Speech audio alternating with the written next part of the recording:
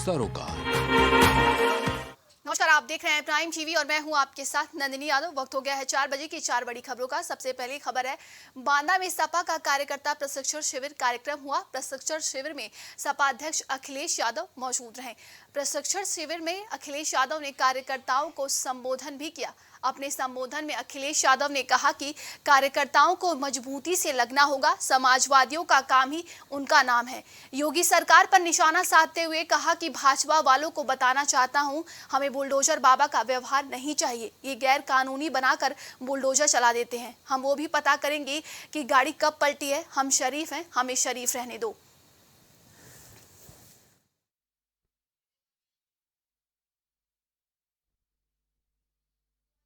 Mission को लेकर Samajwadi party Bundelkhand के 2 दिवसीय दौरे पर है, जहां पर बांदा में समाजवादी पार्टी का प्रशिक्षण शिविर कार्यक्रम हुआ, जिसमें अखिलेश यादव मौजूद रहे। अखिलेश यादव ने कार्यकर्ताओं को जीत का मूल मंत्र दिया है। उन्होंने भाजपा पर तमाम तरह के तंज भी कसे हैं। ज्यादा जानकारी के साथ संवाददाता विवेक जुड़ चुके हैं। विवेक, लगातार समाजवादी पार्टी अब अपनी तैयारियों में लगी हुई है। बांदा में अखिलेश यादव ने बीजेपी पर जमकर तंज कसा है। जी बिल्कुल, अगर देखिए समाजवादी पार्टी कार्यकर्ता प्रशिक्षण शिविर अभियान चला रही है और दूसरा दिन था ये बांदा में प्रशिक्षण शिविर लगा हुआ है। और आज बात अगर करें तो राष्ट्रीय अध्यक्ष समाजवादी पार्टी अखिलेश यादव ने साफ तौर पर भारतीय जनता पार्टी पर जमकर निशाना साधा है। उन्होंने भारतीय जनता पार्टी पर निशाना साधते हुए कहा कि बुंदेलखंड की जनता के लिए भाजपा की डबल इंजन सरकार ने कुछ भी नहीं किया है। कार्यकर्ताओं को संबोधित करते हुए उन्होंने कहा कि जिस तरीके से समाजवादी पार्टी लगातार अपने कार्यकाल में बुंदेलखंड के लिए सोच रही थी, कार्य कर रही थी, इसके बाद भारतीय जनता पार्टी ने वैसा विकास कार्य करने का जज्बा नहीं दिखाया है। यहां तक इन्होंने पीएम को भी कोट करते हुए कहा कि पीएम ने यहां से कहा था कि डिफेंस कॉरिडोर बुंदेलखंड से होकर गुजरेगा, तमाम अत्याधुनिक चीजें जो है बुंदेलखंड उससे लैस होगा, लेकिन आज तक एक भी रत्ती भर का काम यहाँ हो नहीं पाया है। ना तो यहाँ पलायन रुका है, न ही कोई फैक्ट्री लगी है जिससे लोगों को रोजगार मिल सके। इसके अलावा उन्होंने भारतीय जनता पार्टी के दमनकारी नीतियों का भी जिक्र किया और कार्यकर्ताओं से कहा कि आने वाले चुनाव में भारतीय जनता पार्टी को कड़े से कड़े मुकाबला देना है, ताकि लोकसभा चुनाव की जो स्थितियां हैं वो बदल पाए और समाजवादी पार्टी बेहतर से बेहतर प्रदर्शन कर सके। नंदनी, जिस तरीके से समाजवादी पार्टी के राष्ट्रीय अध्यक्ष अखिलेश यादव वहां पर पहुंचे और अपने कार्यकर्ताओं को उन्होंने जीत का मूल मंत्र दिया है, तो क्या लगता है कि 2024 में बुंदेलखंड को क्या देखना मिल सकता है समाजवादी पार्टी के लिए? देखिए, अगर बात की जाए तो बात सिर्फ बुंदेलखंड की नहीं है। समाजवादी पार्टी अलग अलग जगहों पे जो है वो अपने प्रशिक्षण शिविर लगाएगी, लेकिन इस बार बुंदेलखंड पर समाजवादी पार्टी का ध्यान ज्यादा है। बांदा के प्रशिक्षण शिविर खत्म होने के बाद यह प्रशिक्षण शिविर फतेहपुर में आयोजित किया जाएगा, जहां प्रदेश अध्यक्ष इसकी जिम्मेदारी संभालेंगे। अगर बात करें तो जिस प्रकार से बुंदेलखंड को ध्यान में केंद्रित करते हुए फतेहपुर में अगला शिविर लगाने की बात कही जा रही है, यहां से समाजवादी पार्टी के प्रदेश अध्यक्ष नरेश उत्तम पटेल आते हैं। उनकी बाकायदा जिम्मेदारी इस प्रशिक्षण शिविर में उनकी तय की जाएगी। तो अलग अलग जगहों पे लगातार कार्यकर्ता प्रशिक्षण शिविर के जरिए समाजवादी पार्टी आम लोकसभा चुनाव की तैयारी कर रही है। खास तौर पर बुंदेलखंड को ध्यान में रख के वो लोकसभा चुनाव की तैयारी उत्तर प्रदेश से शुरू कर रही है। हम जानते हैं कि बुंदेलखंड जो है थोड़ा पिछड़ा इलाका है, जहाँ पे पानी की समस्याएं बनी रहती है। वर्तमान सरकार भी इस समस्या को दूर करने के लिए तमाम प्रकार की योजनाएं जो है वो लागू कर रही है। ग्राउंड लेवल पर काम भी चल रहा है, लेकिन फिलहाल समाजवादी पार्टी बुंदेलखंड में ध्यान में रखे और इन तमाम चीजों को देखते हुए डबल इंजन सरकार पर हमलावर है। यही नहीं, इसके अलावा तमाम ऐसे मुद्दे समाजवादी पार्टी के राष्ट्रीय अध्यक्ष अखिलेश यादव ने यहाँ पे उठाए और भारतीय जनता पार्टी के डबल इंजन सरकार पर निशाना साधा। उन्होंने मणिपुर की बात की, उन्होंने कारगिल योद्धाओं की बात की, यानी कोई भी ऐसा मुद्दा नहीं था जो समाजवादी पार्टी के राष्ट्रीय अध्यक्ष अखिलेश यादव ने न छुआ हो। नंदनी, तमाम जानकारी के लिए बहुत बहुत धन्यवाद आपका विवेक। तो बता दें कि इस 2024 मिशन को लेकर समाजवादी पार्टी के राष्ट्रीय अध्यक्ष अखिलेश यादव बुंदेलखंड के दौरे पर हैं। वहां पर प्रशिक्षण शिविर लगाया गया है और कार्यकर्ताओं को जीत का मंत्र दिया जा रहा है। उत्तर प्रदेश के मऊ जनपद के घोसी विधानसभा उपचुनाव को लेकर चुनावी पारा चढ़ गया है। बुधवार को बीजेपी प्रत्याशी दारा सिंह चौहान ने नामांकन किया था। उसके बाद नामांकन के आखिरी दिन समाजवादी पार्टी प्रत्याशी सुधाकर सिंह ने अपना पर्चा दाखिल किया। इस बीच सपा कार्यकर्ताओं और पुलिस के बीच धक्का मुक्की भी हुई। पुलिस के दरोगा हाथ जोड़कर सपाइयों को समझाते हुए नजर आए। आज जैसे ही नामांकन के लिए समाजवादी पार्टी के प्रत्याशी सुधाकर सिंह कलेक्ट्रेट कार्यालय पहुंचते ही सपा के नेताओं द्वारा पुलिस के साथ धक्का मुक्की और बहस शुरू हो गई। इस दौरान सपा कार्यकर्ताओं ने जमकर नारेबाजी भी की। इस दौरान कार्यकर्ताओं को पुलिस वाले समझाते नजर आए। दरअसल सुधाकर सिंह के साथ कई और नेता भी अंदर जाना चाहते थे, जिसको लेकर विवाद हो गया। तो घोसी विधानसभा सीट को लेकर लगातार घमासान जारी है। वहीं पर कल बीजेपी के प्रत्याशी दारा सिंह चौहान ने नामांकन किया था, तो आज समाजवादी पार्टी के प्रत्याशी सुधाकर सिंह ने आज नामांकन किया। बताया जा रहा है कि समाजवादी पार्टी और कार्यकर्ताओं के बीच पुलिस के साथ थोड़ा धक्का मुक्की हो गई, जिसको लेकर वहां पर पुलिस उनको समझाते हुए नजर आ रहे हैं। तस्वीरों में भी आप देख सकते हैं।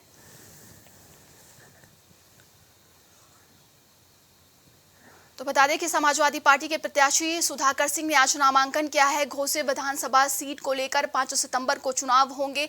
8 सितंबर को रिजल्ट घोषित कर दिए जाएंगे। तो वहीं समाजवादी पार्टी की तरफ से सुधाकर सिंह को प्रत्याशी बनाया गया है, जिन्होंने आज नामांकन किया है। तो वहीं पर यह भी खबर सामने आ रही है कि पुलिस से समाजवादी पार्टी के कार्यकर्ताओं ने थोड़ा बहस किया, जिसके बाद पुलिस उन्हें समझाते हुए नजर आ रही है। आप तस्वीरों में सीधे तौर पर देख सकते हैं।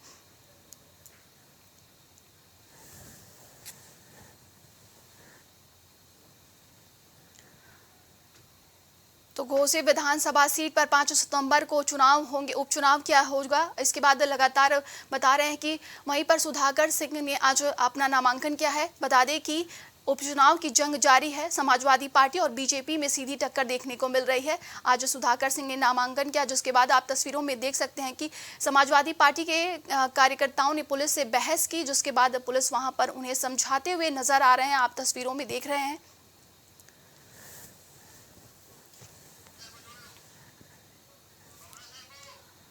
ज्यादा जानकारी के साथ ब्यूरो चीफ गौरव श्रीवास्तव जुड़ चुके हैं। गौरव, देखिए आज सुधाकर सिंह ने समाजवादी पार्टी की तरफ से नामांकन किया है। घोसी विधानसभा को लेकर घमासान जारी है। बिल्कुल नंदिनी, महत्वपूर्ण चुनाव है कि यहाँ पर ताकत भी देखने को मिलेगी। वो ताकत यहाँ पर एनडीए और INDIA गठबंधन के बीच देखने को मिलेगी, क्योंकि यहाँ पर कांग्रेस ने पहले ही वॉकआउट कर दिया है, बसपा पहले ही कर चुकी है वॉकआउट। तो अगर देखा जाए तो निर्णायक लड़ाई यहाँ पर समाजवादी पार्टी और भारतीय जनता पार्टी की बीच है। दारा सिंह चौहान भारतीय जनता पार्टी में महीने पहले शामिल हुए। उसके बाद यहाँ पर तमाम प्रयासों को रखा गया था। उन प्रयासों को यहाँ पर देखते हुए उनको यहाँ टिकट दिया गया है। वहाँ पर समाजवादी पार्टी से सुधाकर सिंह उनको यहाँ पर टक्कर देते नजर आ रहा है। नामांकन के दौरान कुछ घटना जरूर हुई, वहाँ पर धक्का मुक्की भी हुई है, क्योंकि वहाँ पर कुछ नेता उनके साथ जाने का प्रयास कर रहे थे। पुलिस ने उन्हें रोका है, तो वहाँ पर उनकी जैकामाजी भी हुई है। पर निश्चित रूप से नंदिनी, ये चुनाव बड़ा महत्वपूर्ण है। 5 सितंबर को चुनाव होगा, 8 सितंबर को इसके नतीजे आएंगे। और घोसी विधानसभा हमेशा से महत्वपूर्ण विधानसभा जब पार्टी रहती रही है। और सबसे महत्वपूर्ण बात है कि बहुजन समाज पार्टी ने चुनाव से अपने आप को अलग कर लिया है। तो 60,000 वोटर है बहुजन समाज पार्टी के, तो किस तरफ जाएंगे, ये भी महत्वपूर्ण प्रश्न है। और साथ ही साथ एक बात और भी है कि यहाँ पर कांग्रेस ने भी अपने आप को अलग कर लिया चुनाव से। महत्वपूर्ण निर्णायक लड़ाई यहाँ पर होने वाली है। तो कहीं ना कहीं एनडीए और INDA के बीच में पहला चुनाव होगा, निष्पक्ष हो पाएगा कि क्या कुछ आने वाले समय में घटित होगा। जी, जिस तरीके से लगातार देखिए दोनों ही पार्टियां अपनी जीत का दावा कर रही हैं, वहीं पर आरोप प्रत्यारोप का दौर भी जारी है। दोनों पार्टियां एक दूसरे पर खूब आरोप भी लगा रही हैं। देखिए नंदिनी, चुनाव है तो आरोप प्रत्यारोप का दौर तो जारी रहेगा। सबसे महत्वपूर्ण बात है कि हमारे देश में जो दल बदलने की परंपरा है, वो कहीं ना कहीं हमारे देश में नुकसानदेह साबित होती है। चुनाव को देखते हुए दल बदलने की जो प्रथा चल रही है, वो कहीं ना कहीं हमारे देश की व्यवस्थाओं के लिए बेहतर नहीं है। चुनाव से पहले दल लोग चले जाते हैं, उसी दल की बुराई करते हैं कि इस दल में हमको यहाँ पर दिक्कत हो रही थी, शोषण हो रहा था, और आप उसी दल में दोबारा आ जाते हैं। तो खैर वो प्रथा के बात नहीं करेंगे। और यहाँ पर चुनाव बड़ा महत्वपूर्ण है। बड़ा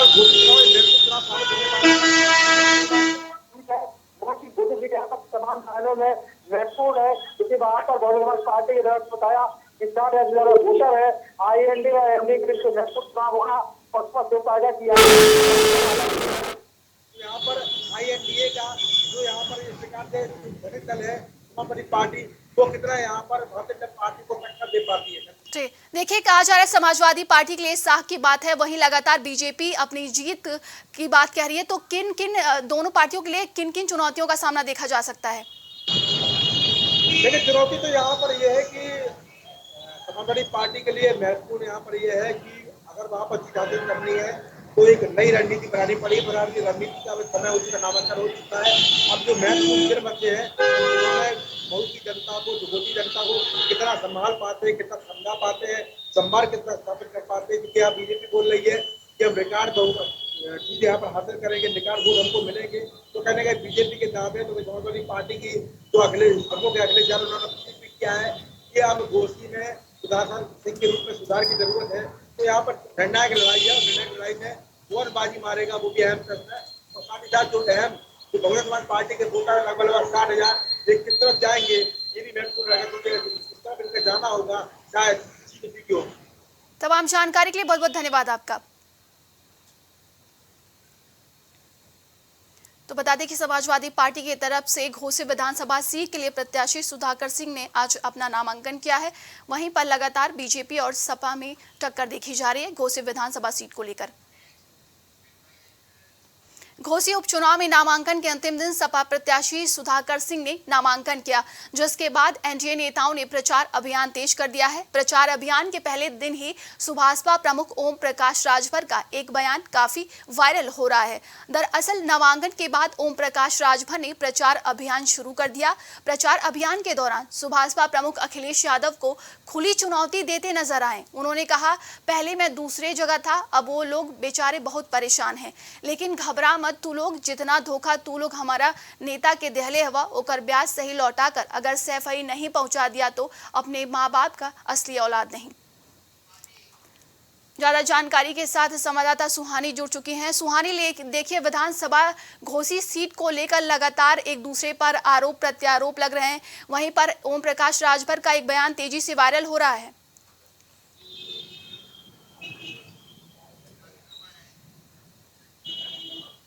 तो सुहानी से हमारा संपर्क टूट गया है। तो बता दें कि विधानसभा घोसी सीट के लिए लगातार प्रचार किए जा रहे हैं। अब वहीं पर ओम प्रकाश राजभर ने एक बड़ा बयान दे दिया है समाजवादी पार्टी को लेकर। उन्होंने तमाम तरह से बयान दिए हैं। एक बयान तेजी से वायरल हो रहा है।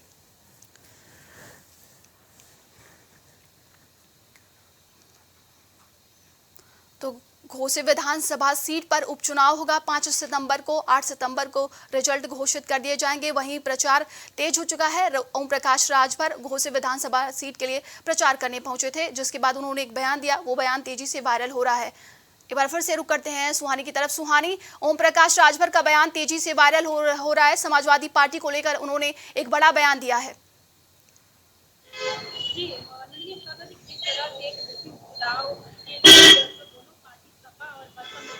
देखा जा रहा है और कहीं ना कहीं दोनों तरफ से टकराव देखा जा रहा है। चुनाव, लोकसभा चुनाव के लिए बहुत बड़ा अहम हो गया है। उसी दिन में जो प्रकाश राजभर उनका बयान जो है बहुत वायरल हो रहा है। उन्होंने साफ तौर पर अखिलेश यादव को चुनौती देते हुए कहा है कि अब वो लोग बेचारे बहुत परेशान है, लेकिन घबरा मत तू लोग, जितना धोखा तू लोग हमरे नेतवा के दिले हुआ ओकरे ब्याज सही लौटाए, मगर सफाई ना पहुंचा दे तो अपने माँ बाप के औलाद नहीं। और इस तरह से पूरे बयान के जरिए जो है तो ओम प्रकाश राजभर अखिलेश यादव को तंज करते हुए आप साफ तौर से बयान से समझ सकती हैं कि इस बयान में वो जरा ओम प्रकाश राजभर है वो क्या कहना चाहते हैं। अब ये घोसी चुनाव जो है आर पार के ये चुनाव हो गया है। कहीं ना कहीं ये चुनाव अब सपा और बसपा के जिस तरह से ओम प्रकाश राजभर जो है अब बीजेपी के दामन थामे हुए हैं। और अब देखा जाता है कि जब भी वो बीजेपी के तरफ आते हैं तो ओम प्रकाश राजभर जो है उसी तरह से सपा अखिलेश यादव पे कटाक्ष करते रहते हैं। इससे पहले भी उन्होंने कहा था कि एसी से निकल के जमीनी फराइए तब कहीं ना कहीं जो है सपा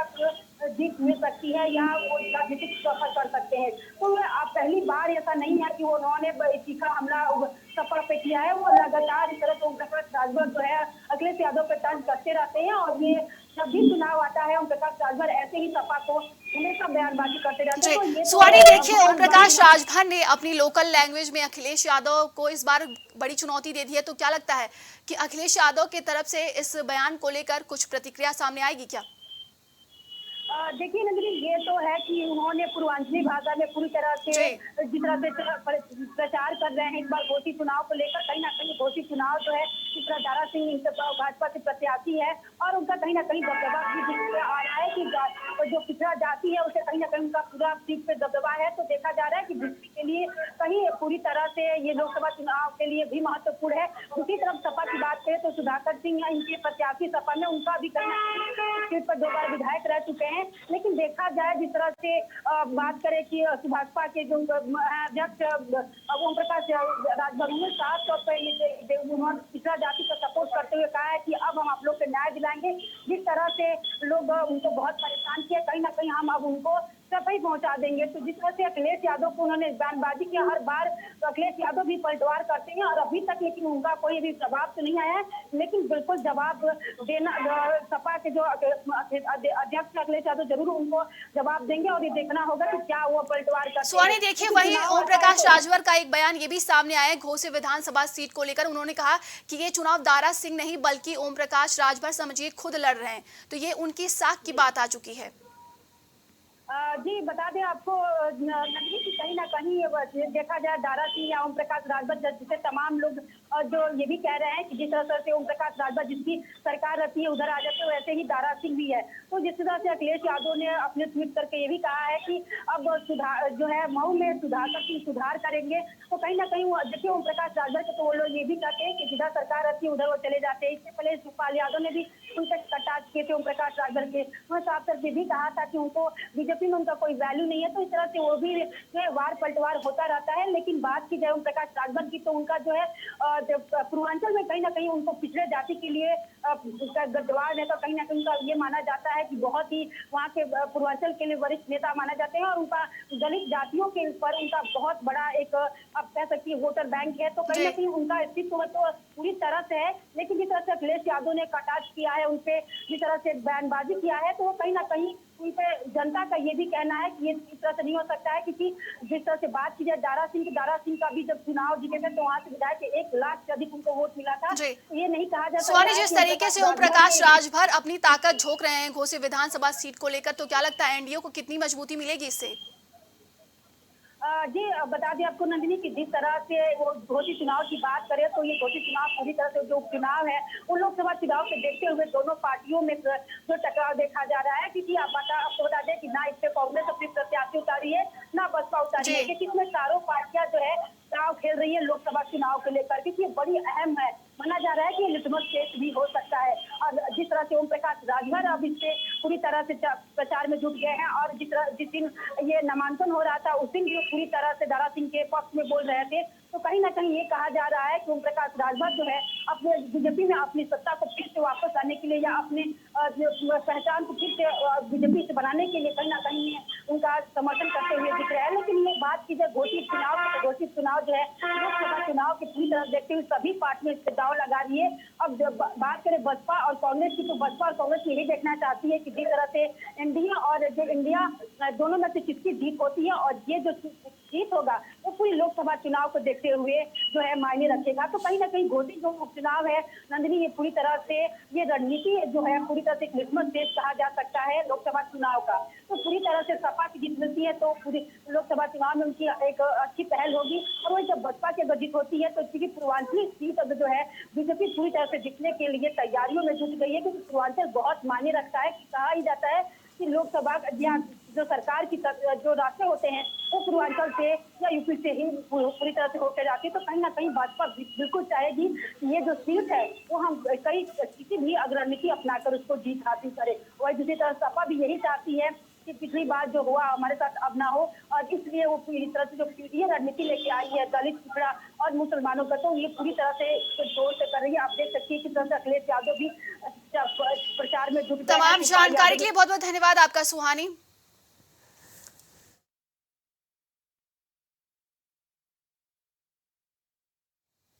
राजस्थान में लंबे समय से चला आ रहा बीएड बीटीसी विवाद मामले में सुप्रीम कोर्ट ने राजस्थान हाई कोर्ट के फैसले को सही मानते हुए प्राथमिक शिक्षक भर्ती में बीटीसी अभ्यर्थियों को पात्र मानते हुए बीएड को प्राइमरी शिक्षक भर्ती से बाहर का रास्ता दिखा दिया। सुप्रीम कोर्ट ने 11 जुलाई को बड़ा फैसला सुनाते हुए कहा कि लेवल 1 के लिए बीएसटीसी और बीटीसी अभ्यर्थी ही पात्र हैं, जबकि बीएड को उच्च प्राथमिक के लिए योग्य माना है। उसके बाद से भारत में लगभग 1 करोड़ से आसपास बीएड अभ्यर्थी परेशान हैं। परेशान अभ्यर्थियों ने आज राजधानी लखनऊ के एससीईआरटी कार्यालय पर धरना प्रदर्शन किया। बीएड अभ्यर्थियों ने सरकार से मांग करते हुए कहा कि सुप्रीम कोर्ट के फैसले के खिलाफ सरकार अध्यादेश लाए जिससे सभी बीएड अभ्यर्थियों का हित हो सके। धरना प्रदर्शन कर रहे लोगों की सरकार से मांग है कि भारत में लगभग 1 करोड़ के आसपास बीएड अभ्यर्थी हैं। ऐसे में सरकार कोई अध्यादेश लाए जिससे छात्रों का ज्यादा से ज्यादा हित हो सके। ज्यादा जानकारी के साथ संवाददाता विवेक शाही जुड़ चुके हैं। विवेक, देखिए अभ्यर्थियों ने धरना प्रदर्शन किया है लखनऊ के एससीईआरटी में, क्या कुछ अभी माहौल बना हुआ है इसको लेकर? देखिए नंदनी, अगर बात की जाए तो बीएड डिग्री धारक अभ्यर्थियों ने एससीईआरटी कार्यालय पर सुबह 10 बजे से लेके दोपहर 1 बजे तक अपना एक प्रदर्शन किया। उसके बाद प्रशासन ने उनको इको गार्डन भेज दिया और अब तक इको गार्डन में उनका प्रदर्शन जारी है। इन अभ्यर्थियों की मांग है कि जब 2018 में एनएसईटी ने साफ तौर पर एक गजट पत्र लाया जिसमें उनको योग्य करार दिया गया पीआरटी के लिए, जिसके बाद सुप्रीम कोर्ट ने इस फैसले को निरस्त कर दिया और सुप्रीम कोर्ट से इन डिग्री धारकों को, बीएड डिग्री धारकों को निराशा हाथ लगी। इसके बाद उत्तर प्रदेश के 40 लाख बीएड डिग्री धारक अभ्यर्थी सरकार से ये उम्मीद लगा के बैठे हैं कि सरकार इसमें मध्यस्थता करे और कोई समाधान इनके लिए निकाले। इन अभ्यर्थियों की यह मांग है कि अध्यादेश लाकर सुप्रीम कोर्ट के इस फैसले को पलट दिया जाए ताकि पीआरटी में ये भी शामिल हो सके। बीएड में अगर बात की जाए तो कई कैटेगरी के लोग हैं, कोई बीटेक करके बीएड करके बैठा हुआ है या फिर कोई आर्ट्स, कोई साइंस और कोई वाणिज्य से स्नातक करने के बाद बीएड करके उत्तर प्रदेश में 40 लाख कुल बीएड डिग्री धारक है और सब यही मांग कर रहे हैं कि एक विशेष समाधान निकाला जाए ताकि इसमें किसी भी प्रकार की दिक्कत आने वाले समय में न हो। उन्होंने साफ तौर पर कहा है कि जब 2018 में गजट पत्र के माध्यम से उनको अनुमति दी गई थी पीआरटी में शामिल होने की, इसके बाद यह निरस्त करना उनके लिए काफ़ी एक निराशाजनक फैसला है। और साफ तौर पर 69,000 भर्ती में भी वही बीएड का अभ्यर्थी जो है वो शामिल हुए थे और कहीं ना कहीं नौकरी कर रहे हैं। तो सरकार से लगातार उनकी मांग है कि इस मामले का एक बेहतर हल निकाला जाए। नंदनी जी, बताया जा रहा है कि भारत के 1 करोड़ से ज्यादा अभ्यर्थी इस पूरे मामले को लेकर परेशान हैं, तो क्या लगता है कि ये जो अभ्यर्थी अब अगला रुख क्या अपना सकते हैं? देखिए, जब अभ्यर्थियों से प्राइम टीवी ने बातचीत की तो उन्होंने साफ तौर पर कहा कि शांतिपूर्वक तरीके से उनका प्रदर्शन यहाँ जारी है और वो अपना प्रदर्शन तब तक जारी रहेंगे जब तक सरकार की तरफ से उनकी बातों का संज्ञान नहीं ले लिया जाता, कोई रास्ता नहीं निकाला जा सकता। इस प्रदर्शन में कहीं न कहीं बीएड वर्सेस बीटीसी भी देखने को मिला है, जहां बीटीसी को अलाउ किया गया है पीआरटी परीक्षाओं के लिए, वहीं बीएड को बैन कर दिया गया, जिसको लेकर तमाम बीएड के डिग्री धारक आज प्रदर्शन करने का मजबूर हुए। एक शिक्षक जो इस समाज को शिक्षित करता है, समाज को सुधारने का काम करता है, समाज की कुरीतियों से बच्चों को दूर रखता है, एक अच्छे संस्कार देने का प्रबंध करता है, इस तरीके से उसे अगर अपने रोजगार के लिए, अपने हक के लिए सड़कों पे उतर जाना पड़े तो ये समाज के लिए भी बेहतर नहीं होगा, ना ही वो शिक्षक समाज के लिए बेहतर होगा, ना ही आम इंसानों के लिए बेहतर होगा। तो बीएड अभ्यर्थी लगातार ये गुहार लगा रहे हैं शासन प्रशासन की उनकी बात सुनी जाए और तत्काल सरकार उनके इन तमाम मांगों पर संज्ञान ले, उनकी बातों को सुने और समाधान प्रस्तुत करे। जी, देखिए विवेक, अभ्यर्थियों ने मुख्यमंत्री योगी आदित्यनाथ से भी गुहार लगाई है कि वो कोई इस पूरे मामले को लेकर रास्ता निकालें।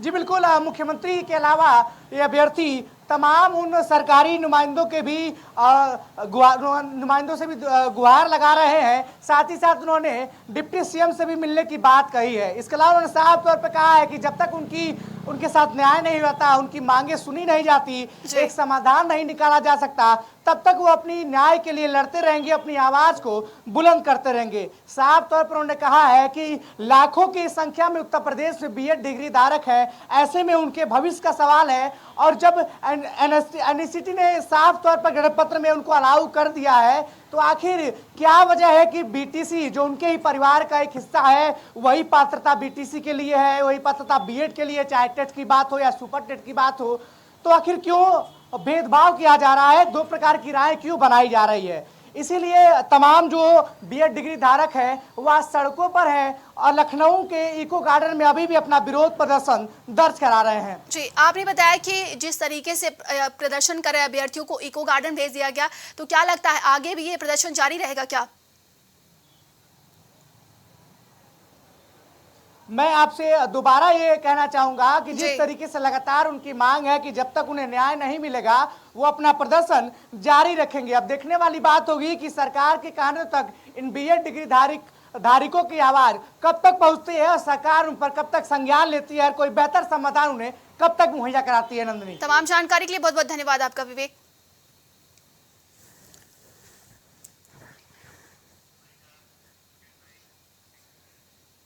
आज के लिए 4 बजे की 4 बड़ी खबरों भी बस इतना ही। देश और दुनिया की तमाम खबरों के लिए देखते रहिए प्राइम टीवी। कुछ भाव पुष्प। आप देख रहे हैं प्राइम टीवी, सच साहस सरोकार।